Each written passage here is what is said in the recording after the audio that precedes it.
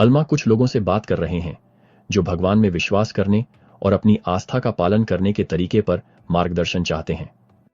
अल्मा अध्याय 33 श्लोक 1 में हम पढ़ते हैं, अब जब अल्मा ने ये शब्द कहे तो उन्होंने उसके पास यह जानने की इच्छा से संदेश भेजा कि क्या उन्हें एक ईश्वर में विश्वास करना चाहिए ताकि वे इस फल को प्राप्त कर सकें जिसके बारे में उसने बात की थी, या वे उस बीज या वचन को कैसे बोएं जिसके बारे में उसने कहा था कि उसे उनके हृदय में बोया जाना चाहिए, या वे किस प्रकार से अपनी आस्था का अभ्यास करना शुरू करें।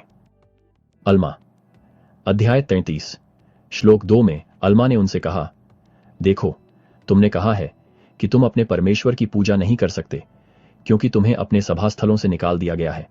लेकिन देखो, मैं तुमसे कहता हूं, अगर तुम सोचते हो कि तुम परमेश्वर की पूजा नहीं कर सकते तो तुम बहुत बड़ी गलती करते हो। और अगर तुम सोचते हो कि धर्म ग्रंथों ने तुम्हें ऐसा सिखाया है तो तुम उन्हें नहीं समझते, इसीलिए तुम्हें धर्म ग्रंथों का अध्ययन करना चाहिए।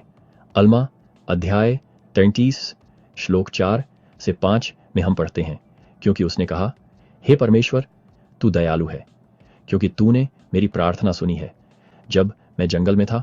हाँ, तू दयालु था जब मैंने उन लोगों के लिए प्रार्थना की जो मेरे दुश्मन थे, और तूने उन्हें मेरी ओर मोड़ दिया।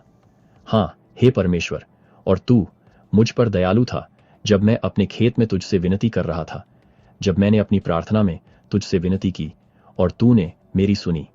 अल्मा अध्याय 33 श्लोक 11 कहता है, और तूने मेरे कष्टों और मेरी ईमानदारी के कारण मेरी सुनी, और यह तेरे पुत्र के कारण है कि तू मुझ पर इतना दयालु रहा है।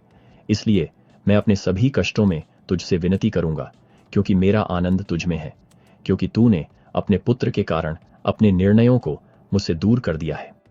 अल्मा अध्याय 33 श्लोक 12 से 13 में। और अब अल्मा ने उनसे कहा, क्या तुम उन धर्म ग्रंथों पर विश्वास करते हो जो प्राचीन लोगों द्वारा लिखे गए हैं?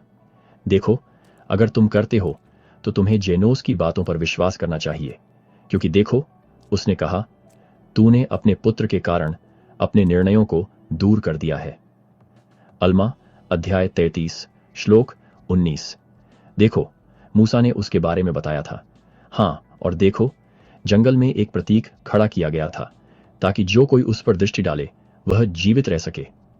अल्मा अध्याय 33 श्लोक 21 से 22 में हम पढ़ते हैं, हे मेरे भाइयों, अगर तुम केवल अपनी आंखें घुमाकर ठीक हो सकते हो ताकि तुम ठीक हो जाओ, तो क्या तुम जल्दी से नहीं देखोगे?